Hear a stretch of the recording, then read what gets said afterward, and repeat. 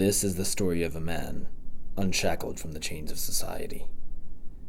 Veteran of Korea, veteran of Vietnam, veteran of battles fought back in the American West.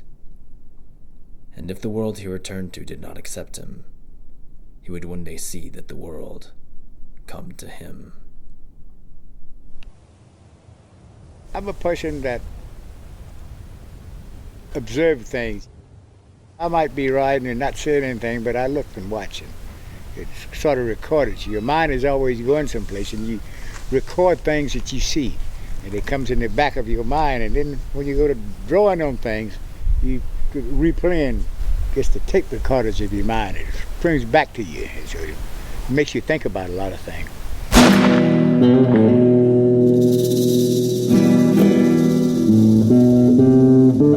For years, nobody knew the name Keeylocko, and they didn't associate it with a person that looked like me. And I never went out of my way to hide from anything, because however you're born, and you can't do anything about it anyway. It's no different what you look like. And they would hire you, not based on, they wouldn't ask your color, they would hire you for if you could sit in the saddle 30 or 60 hours and ride at the head of a night stampede from the best of a bronco pen. That's why they hired you. What you could do in the ropes and the saddle and the stirrups. That's how you were hired. Is you the fellow that's building a ranch someplace? I said, yeah. West of Tucson. Is you gonna have cattle there? I said, yeah, I will. I wanted to breed my own livestock, and so that's my own plans. It was new. This is something that they had never seen before. And they didn't know that this person was connected to that. And that was even more shocking when they found that out. So, oh my God, what is this world coming to? It's got to be, something's got to be wrong with the earth today. That you got somebody like him. How could all of this happen? And I made a trap and hauled him off to the market. Well, it went all over that auction. Now, we know who owns that brand. That strange looking brand, we know who owns it. Bid was high that day, 125 or higher, it was high. His eyes locked right on me. Well now, boys, what can I have here? Can I have them? What have I got here? What am I going to get? Nobody bidding. Can I have 125, 125? About 95. What about 95? What about 95? What about 80? What about 80? What about 70? What about 70? Nothing. 55. I said, no sale. No sale. Run them back. They said, yeah, you ought to just build your own town and sell your cows in your town. And I turned around and said to that fellow, I said, you know, I'll do that. But he said, yeah, what he said? He said he's going to build his town. Yeah. You don't laugh now. Don't laugh now.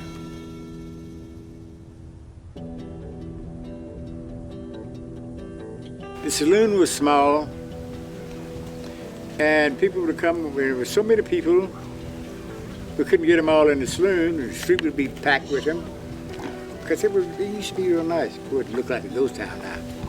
It'd be real nice. I built a hotel, something that's different.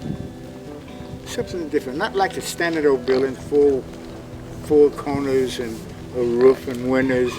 Something different. Something that we say, well, shoot, yeah, I'd like that.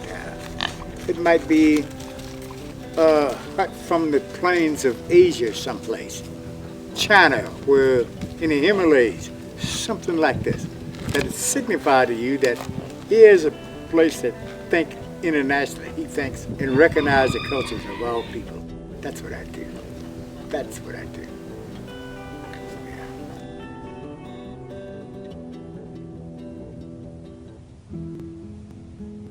My great-grandfather was a Cherokee Indian. Black was something that had been beaten down. It was something that was bad.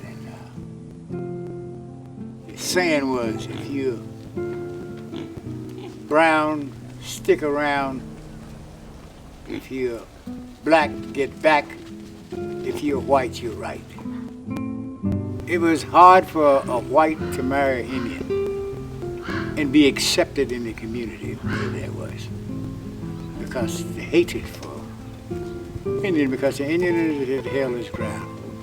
And some was brave enough at that time to marry a black. Well, you can imagine what that would cause. But let me tell you this. No matter what any genealogist says, and all the books that they write, every 23rd black in America has a white ancestor. And every 43rd white has a black ancestor. If you call down the dogs of war or race, however you're born, however you're born, you have nothing to do with it. I would say accept the fact, get on with your life.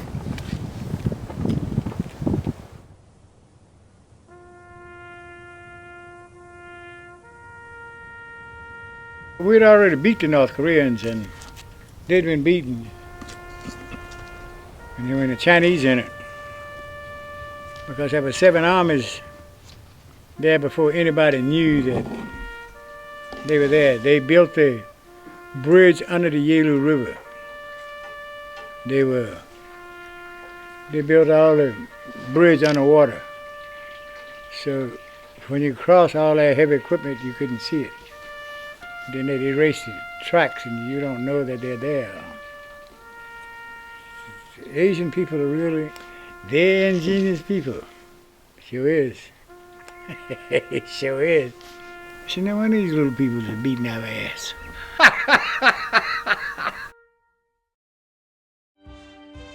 You dream and think. You dream and think. Believe the impossible.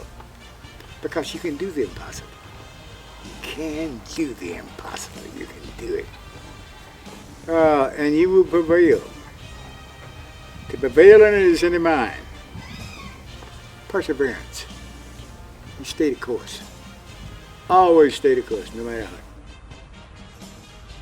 Dream of things that never were, and ask why not. And the difficult, I'll do right away. The impossible might take me a few days longer.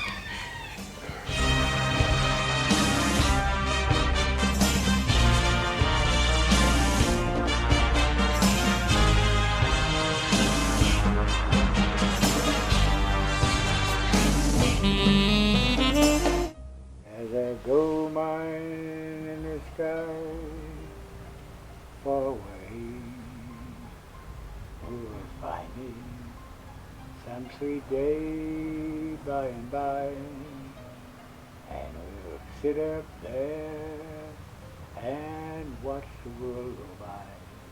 That's when we find that long lost